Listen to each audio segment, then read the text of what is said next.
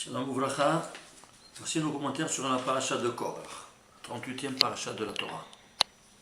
Qui c'était Korach? Bon, la Torah nous le dit. Mais quand il nous dit Korach, il nous dit le Shalchelet, l'enchaînement généalogique, il ne dit pas après Ben Yaakov. Et pourquoi? Qu'est-ce qui s'est passé? Yaakov, il a dit, avant de mourir, que mon nom ne soit pas lié avec le Kal de Rechaim. Korach Va'adato, c'est un rachat. Mais comment il a pu naître dans une famille de Béné Lévi, tous des tzadikim? Vous savez d'où ça vient tout ça? Par son nom qu'il porte. Qu'ils étaient Korach, c'était le fils de Eliphaz. Et qui c'était Eliphaz? Le fils de Esav. Donc son grand-père c'était Esav. Et alors, nous dit la Gemara dans Masechet Brachot, page 7b, Shem Magarim, le nom il entraîne. Si c'est le nom d'un rachat, eh bien, il aura l'âme de ce rachat. Et si c'est le nom d'un tzaddik, il aura le nom de ce tzaddik. Mais il n'est pas un Lévi, lui? Pardon? C'est pas un Lévi, Korach? Oui, oui. Alors comment il vient de ça? Non, j'ai dit, d'où il a pris le nom de Korach? Comment ils ont appelé, pourquoi il a appelé Korach? D'où ça vient ce mot Korach? Ça vient du nom du fils de Eliphaz, qu'il a appelé son fils Korach. Et qui est Eliphaz? L'aîné de Esav. Donc le grand-père c'était Esav. Alors son grand-père c'est un rachat. Et ce nom-là, il entraîne. Il est fils, petit-fils d'un rachat. Eh bien, Shem Magarim, le nom il entraîne. Celui qui a ce nom-là, il sera un rachat pendant sa vie. Voilà ce qui s'est passé. Mais la Torah dit que c'est un Lévi. Et alors, c'est un Lévi, et pourtant il a pris le nom d'un rachat. Vous comprenez? Si on donne le nom à quelqu'un de Korach, il devient rachat. Il devient rachat. Je vous donne un petit exemple. Ils ont attrapé, il y a quelques années de ça, un Israélien qui faisait un contrebande d'armes, qui vendait en contrebande des armes à l'Iran. Imaginez-vous ça. Comment il s'appelait? Nimrod. Ah ouais. C'était le Hitler de l'époque qui voulait tuer Abraham. Alors regarde comment ça continue. Le nom, comment il engendre? Tu as voulu appeler ton fils Nimrod, voilà, il a été vendre des armes au pire des ennemis d'Israël qui veulent nous déraciner sur la face de la terre.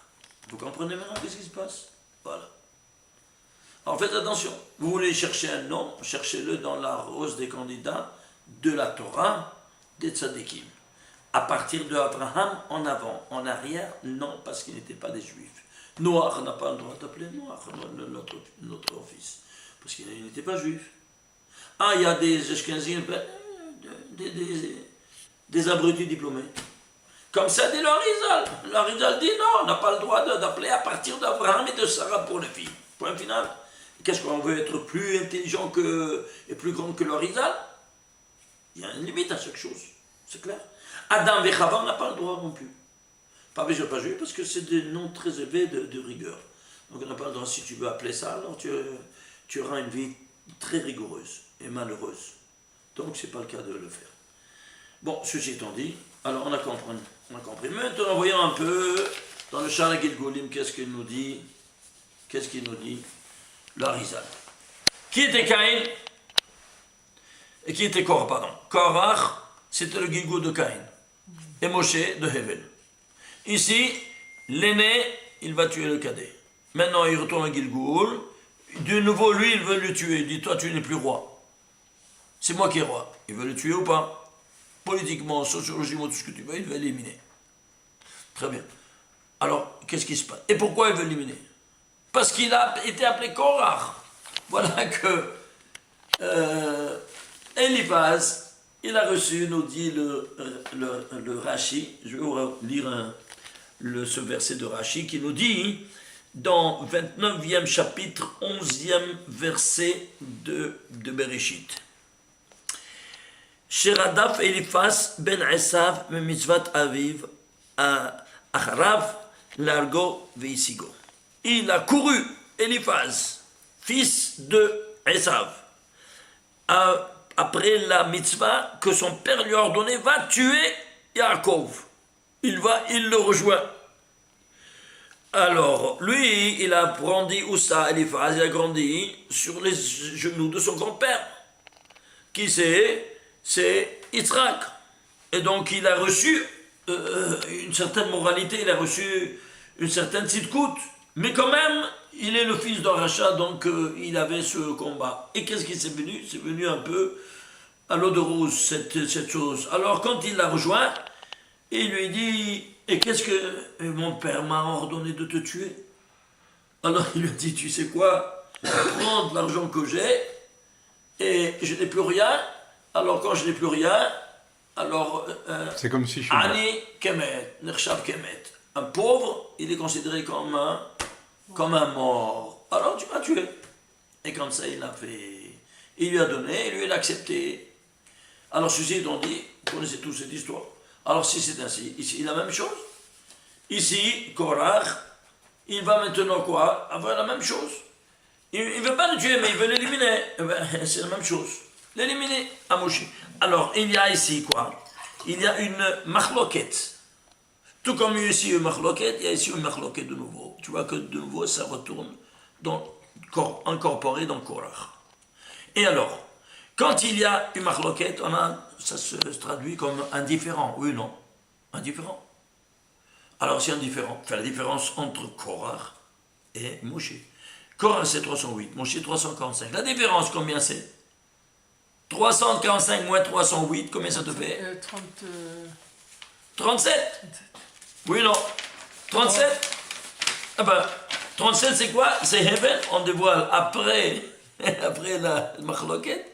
Qu'est-ce qui s'est passé? Que c'était Moshe, et en réalité c'était Hevel, qui est 37. Et pourquoi? Parce que ici, Caïn, il avait tué Hevel. Alors, qu'est-ce qui s'est écrit dans la Gemara? C'est écrit dans la Gemara qu'il a ouvert la terre et il a enterré son frère. Alors, le Gemara nous dit, la terre, elle s'est rendue complice de cet assassinat. Elle n'aurait pas dû couvrir l'objet du crime. Alors, elle s'est rendue coupable. Alors maintenant, on doit retourner en Gilgoul, qui Korach et la terre, pour faire leur tikkun. Alors maintenant, de nouveau, il y a une machloket. Maintenant, la terre va s'ouvrir de nouveau, mais pour avaler l'assassin. Et c'est pour ça que, après qu'elle s'est ouverte à terre, elle a avalé et l'assassin et tous ses complices, et 250 complices. Et après, alors, on a découvert qui c'était en fait, quoi donc? Qui c'était en fait Korach. La différence, c'est 37, c'est Hevel. Voilà, ça se dévoile qui c'était Hevel. Et quelle était la machloket? Alors, ici, on a Caïn, qu'est-ce qu'il était? Il était quoi? Qu'est-ce qu'il avait? C'était un berger, ou qui était le berger d'après vous? C'était Hevel. Hein? Hevel était le berger. Et Caïn était propriétaire terrien. Alors il a offert de quoi? De sa récolte. Et quoi donc? Il a, nous dit Rashi, Zerabishtan. Pourquoi le Zerabishtan? La semence de lin. Regardez quelque chose de spectaculaire. Caïn et Hevel. Caïn, il a offert quoi? Un korban que Dieu n'a pas accepté. Nous dit le Maral de Prague. Quelle est la finalité du korban? La finalité du korban, c'est de s'approcher de son créateur. Alors prenons les lettres finales. Regardez, les lettres finales. Korban, vous voyez en rouge ici, en grand? Approche-toi comme ça, tu vois. Ouais, korban. Alors maintenant, on va écrire en entier. Kouf, Resh, Bet, Nun. Et tu vas prendre les lettres finales, la finalité. On a dit. Alors, les lettres finales. Kouf, c'est P. Resh, c'est Shin. Bet, c'est Tav. Et Nun, c'est Nun. Qu'est-ce que ça sort? Pishtan. C'est quoi le Pishtan? Le lin. Et qu'est-ce qu'il donne? Le semence de lin. Et pourquoi? Parce qu'il s'est rendu compte que son père, il a fauté avec ses nudités. Alors, parce qu'il est marié avant Shabbat. Alors, tu veux t'approcher de ton créateur, tu dois couvrir tes nudités. Alors, qu'est-ce qu'il donne? Il donne la source de l'habit de lin. Vous comprenez? Et lui, qu'est-ce qu'il donne Hevel? De son meilleur de son troupeau. C'est quoi donc? La source de l'habit de laine. Alors, tout comme l'assassin ne peut plus se rencontrer avec l'assassiné, même leur dérivé deuxième, qui est le pishtan, l'un c'est le lin et l'autre c'est la laine, ils ne peuvent plus se rencontrer ensemble. Ainsi nous dit le Midrash Tanchuma. Et de là, on comprend maintenant, qu'est-ce que c'est la mitzvah de Shatnez? D'où ça vient ce mitzvah de Shatnez? Incroyable. Maintenant, nous dit le Zohar. Pardon. Oui. Les prêtres avaient le droit de porter des vêtements Alors, mêlant et l'un et l'autre. Oui, et comment et pourquoi? Alors pourquoi eux et pas les autres? Alors, très bonne question. Parce que dans le Beth Amikdash, les contradictions, les contrariétés, toutes les choses les plus contradictoires, elles coexistent en parfaite harmonie. Seulement dans le Beth Amikdash. Donc seuls les prêtres qui rentraient dans le Beth Ça, ils Amikdash, rentraient, ils pouvaient faire ça. Le Shabbat, tu allumais la menorah, tu faisais tout. Pourquoi? Parce que justement, toutes les contradictions, toutes les contrariétés, toutes les choses les plus astruses, elles coexistent en parfaite harmonie dans le Beth Amikdash et sur la surface. C'est clair? Parce que nous, on ne peut pas aller marcher pieds nus dans tout le globe terrestre, partout. On n'a pas le droit, parce que par terre, c'est quoi? C'est les Nun Sharetuma, les ports d'impureté, les 50 ports d'impureté. Et si quelqu'un avait les pieds nus, nous dit Masechet Psari, page 113b, au fond de la page, il te dit Sheva Meludim la Shamaim, 7 sont excommuniés par le ciel. Le 7e de ces personnes, c'est celui qui va pieds nus. Dans la maison ou partout, pieds nus. Ah, mais dans le Beth Amikdash, je dois aller pieds nus. Comment ça? Beth Amikdash c'est permis. Dans tout le globe terrestre, pas... c'est défendu. Tu comprends? Alors c'est quoi ça? Comment tu comprends ça? Comme ça, c'est. Alors j'ai essayé d'expliquer ça. J'ai le droit demain matin d'aller à la synagogue pieds nus? Non, t'as pas le droit. Non seulement t'as pas le droit, tu es excommunié. On peut pas ta femme ne peut pas t'approcher de toi et lui dire shalom. On peut pas t'associer en minyan. Tu es en nidouille, c'est-à-dire tu es excommunié. Pendant 40 jours. Ah, dis donc. Ça, c'est la punition qui convient à la personne qui va contre les ordres divins. Et pourquoi? Pourquoi cette gravité-là? Parce que tout le globe terrestre, non, il est maintenant, après la faute d'Adam, dans le domaine des forces néfastes et occultes du monde. Les forces les plus basses. Alors, les plus basses, eux se trouvent dans la partie la plus basse. C'est-à-dire quoi? Le parterre. Alors, le parterre, c'est son domaine. Sauf dans le Beth Amikdash, c'est plus son domaine. Parce que ça, c'est la sainteté. D'ailleurs, quand Moshe Rabbeinu s'est approché, il voit un buisson qui brûle et qui ne se consomme pas. Qu'est-ce qu'il entend? Il voit enlève tes chaussures, tes chaussures sont sacrées. Là où il y avait la gérina, le sang sacré devient sacré partout. Mais seulement face à ce buisson ardent. C'est clair? C'est pour ça que quand le Kohanim maintenant, il devait aller pieds nus, il doit faire la Birkata Kohanim. Alors qu'est-ce qu'il fait? On ne peut pas. Alors on le met sur un tapis provisoire. C'est clair ou pas? Tu vas dans la rue, tu vas à la place, tu as les crocs, tu dois avoir les crocs, parce que sinon tu es meloudé bachamayim. Parce que tu vas être en promiscuité avec les Nun Sharetuma. La preuve, comment on dit la chaussure en hébreu? Naal. Pourquoi Naal? Naal, c'est les lettres Aal, Nun. L'autre verset. Je suis sur les 50. Je ne suis pas avec les 50, je suis sur les 50. Alors, je témoigne que je ne peux pas avoir une promiscuité avec les Nun Charlet Thomas. C'est clair maintenant? Voilà. Alors, ceci étant dit, faites attention, mes chers frères et sœurs, de ne pas laisser les enfants, de les éduquer dès leur jeune âge, de ne pas aller pieds nus dans la maison. N'est-ce pas? Il y a les crocs pour ça coûte pas cher. Ah, mais même s'il y a une moquette, la moquette, si elle est permanente, elle devient le parterre, elle devient un chaletuma. Mais si on met une même si tu es au 100e étage, si on met une serviette et qu'on marche sur la serviette, ça va. C'est comme un tapis, quoi. Ouais. Mais il est provisoire. Ouais.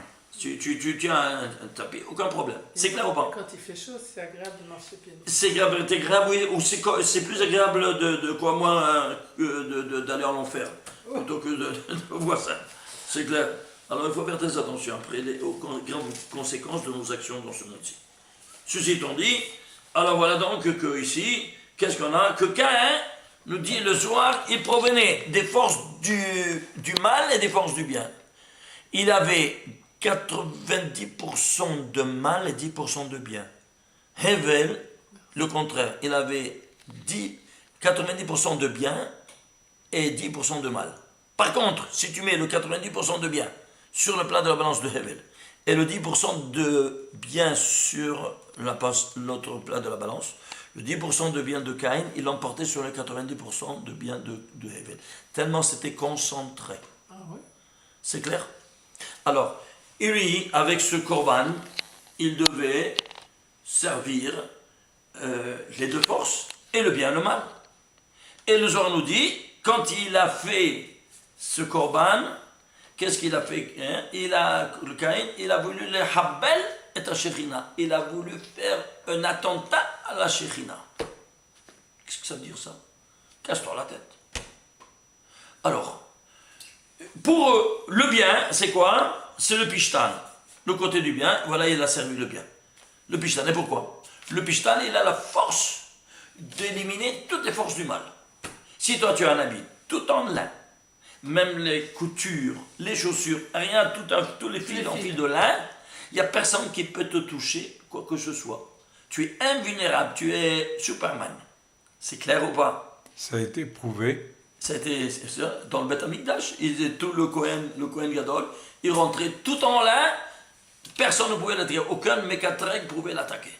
Et comme ça, il faisait son service divin, puis Sheket Gamour, et en toute calme et paix envers le ciel. Toi, tu es habillé tout en lin? Non, je ne suis pas habillé tout en lin. Ah. Bon, Et pourquoi Caïn, il a ces 10% de bien, ils sont aussi forts que les 90% de ses parce que lui, il était tout concentré. Comment? Alors le 10% c'était super concentré, au point que le deuxième qui vient, ce n'est plus concentré, c'est pas comme... C'est dilué. dilué, voilà, c'est dilué. C'est clair. Alors ceci étant dit, alors le 10% c'est le pishtan qui est sur le bien. Et le mal, ça doit servir la même chose, le bien, le mal. Ouais. Ben, j'ai cherché comment il peut servir le mal, le pishtan, la semence de lin. Après mes recherches, après plusieurs années, j'ai trouvé quelque chose de spectaculaire. Que quand toi tu fais la distillation de la semence de lin, c'est une distillation, tu fais évaporer, tu fais combustion, eh bien ça se dégage des gaz qui se traduisent en une très puissante drogue. Alors lui, il se droguait en quelque sorte avec les vapeurs qui émanaient du feu, le Zerapishtan. Et voilà ce qu'il disait le Zohar, il faisait un attentat à la Shekhinah. Pourquoi? Un qui se drogue, il transforme l'image de ressemblance divine comme un chiffon. Il ne fait pas l'attentat à la Shekhinah. Un véritable attentat à la Shekhinah. Un homme, l'image de ressemblance divine qui est bafoué comme ça, Shem Ishmor. C'est clair? Il n'y a pas pire que ça. Voilà l'attentat. Là, c'est l'interprétation du Zohar ou est-ce qu'il y a des preuves, manifestes? Oui, j'en apporte une preuve. Tu veux une preuve ultérieure? Oui, une preuve. La plus puissante droite, on l'appelait cocaïne. Pourquoi cocaïne? Compagnie des Caïn. Je t'en parle les mots. C'est pour ça, cocaïne. Incroyable. Tu piges? Ça ne te suffit pas, ça? Incroyable, hein? Alors, ceci étant dit, on comprend maintenant comment ça fonctionne. Et lui, il a offert quoi? L'habit de laine, c'est-à-dire la source de l'habit de laine. Et c'est pour ça que maintenant, ces deux-là, ils ne peuvent pas se mettre ensemble en dehors de Beth Amikdash. Bon, ceci étant dit, alors on avance et on voit un autre côté. Caïn, qu'est-ce qu'il a fait? Il a pris aussi quoi?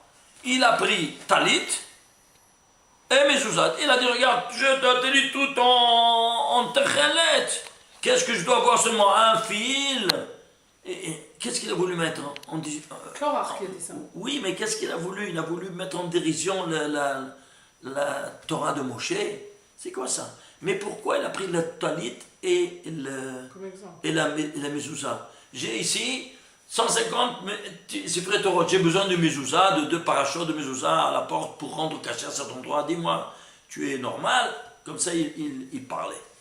Eh bien, pourquoi il a pris ces deux-là, mezouza et le talit? Parce que ici, de quoi on parle? Ici, on parle du talit, c'est mon pishtan. Oui ou non? C'est quoi? Le terme pishtan? L'autre, va à Shatnes. Alors, il prend de nouveau l'objet de cette marloquette, le talit. Et ici, la mezouza. Pourquoi la mezouza? Tu sais pourquoi la mezouza? Parce que la mezouza, qu'est-ce qu'elle fait? Elle fait une shemira. Comment on dit shemira? Une garde de tout ce qui est dans la maison par cette mezouza. Très bien. Et lui, qu'est-ce qu'il dit? Il a dit dans le Giloul précédent, Ashomer achi anochi, lui demande, lui dit, oui, ton frère, est-ce que je suis le gardien de mon frère? Et il a voulu déraciner la notion de shemira. Et quand il retourne en Gilgoul, de nouveau, il veut éliminer la notion de la mezouza, de la shemira. Tu vois ça? Ce qui était ici, tu le vois ici de nouveau. Ici, le talit, de nouveau, ici, et les mezouza, les deux objets. Pour te dire comment, d'où ce qui provient Korach, et d'où il est animé de quoi. Voilà, ceci étant dit. Alors on comprend maintenant comment ça fonctionne, malheureusement, que quelqu'un qui donne le nom d'un rachat, Hashem Ishmael, même s'il est dans la Torah sur Rachat là, oui, va, oui. J'ai une question. Oui. Korach est un Lévi. Oui. La paracha annonce que c'est Aaron qui va être le Kohen, qui va être le prêtre et avec un certain nombre d'attributs. Est-ce que ce n'est pas une réaction de jalousie de la tribu des Lévis par rapport à la tribu des Kohen? C'est des Lévis aussi. Mais c'est une jalousie totale, c'est-à-dire quoi? Toi, tu veux être le roi sur nous, on est tous des tzadikim. Il a dit tous tzadikim, c'est pas question, il a voulu déraciner, il a voulu enlever complètement, quoi donc, qui donc? Moshe Rabbeinu. C'est clair, Moshe Rabbeinu et son frère. Et comment? En portant en dérision toutes ces choses-là, et se faisant en avant. Voilà, donc c'est une jalousie totale. Mais pourquoi est venu ça? Parce que c'est de nouveau, c'est le Gilgoul de Caïn, et de Hevel, Moshe.